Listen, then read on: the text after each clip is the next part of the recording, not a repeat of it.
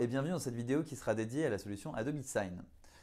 Aujourd'hui, je vous propose de voir comment accélérer vos processus de recrutement RH grâce à cette solution de signature électronique. Pour ce faire, on va suivre le parcours de Monica, qui est directrice des ressources humaines chez Contoso. Elle va avoir une offre de recrutement à envoyer à un candidat, mais avant ça, elle doit faire valider par la finance parce qu'il y a une négociation sur le salaire, obtenir la signature de son dirigeant pour l'envoyer au final au candidat qui n'aura évidemment pas d'imprimante à disposition.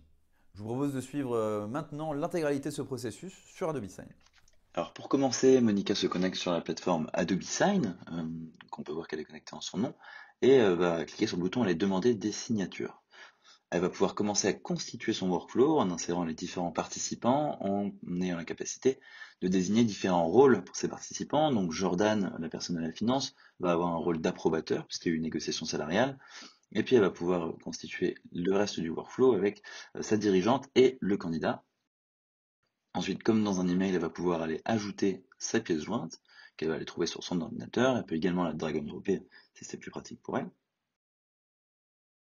Une fois la pièce jointe ajoutée, elle a la capacité de pouvoir changer la langue de notification pour toutes les personnes du workflow, mais également de définir le corps du message, exactement comme dans un email, tous les messages qui partiront pour inviter les participants à accomplir une action. Une fois que le workflow lui convient, elle peut passer à la constitution du document, à savoir que participant par participant, on va aller indiquer où on souhaite que des champs signatures soient présents ou des champs à compléter. Ça peut être des champs texte, des cases à cocher. Mais là, en l'occurrence, pour la dirigeante, elle a décidé d'insérer un champ, un bloc de signature à laquelle elle va ajouter différentes informations, comme par exemple le nom et la fonction, mais ça peut aller bien plus loin.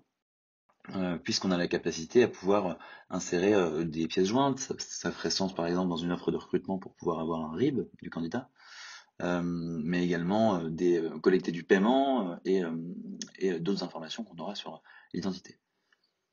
Pour le candidat, elle a décidé d'ajouter à peu près les mêmes informations, à savoir un bloc de signature et le nom. Elle a également la capacité à, si elle le souhaite, matérialiser l'approval de la personne de la finance grâce à un champ initial qu'elle va pouvoir répéter sur toutes les pages. Voilà, une fois que le document est terminé, elle peut l'envoyer et donc chacun des participants recevra un mail à tour de rôle. On commence donc avec Jordan, la personne de la finance, qui reçoit un mail l'invitant à signer le document, à approuver pardon, le document.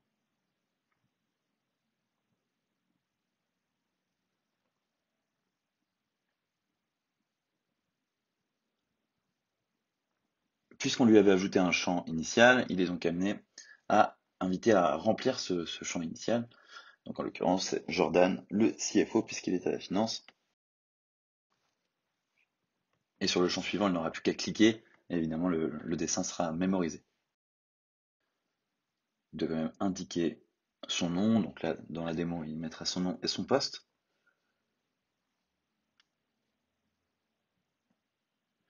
Et la personne suivante dans ce workflow, à savoir la CEO de la compagnie, va à son tour recevoir un email l'invitant à vérifier et signer le document puisque elle faisait partie des signataires. Elle peut donc remplir sa fonction puisqu'on lui avait invité. Et à cet endroit-là, elle va pouvoir taper son nom, ce qui générera automatiquement une police manuscrite puisque en soi le dessin de la signature n'a pas de valeur juridique. Elle aurait parfaitement pu le dessiner, mais là on a décidé d'aller directement sur le dessin. Elle a validé, la dernière personne, à savoir le candidat, est à son tour invité à compléter, à vérifier et signer le document. Il va pouvoir à son tour aller taper son nom.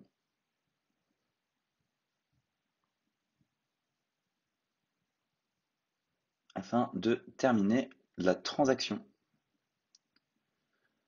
À partir de ce moment-là, tous les participants au workflow vont recevoir évidemment un email avec une copie du document.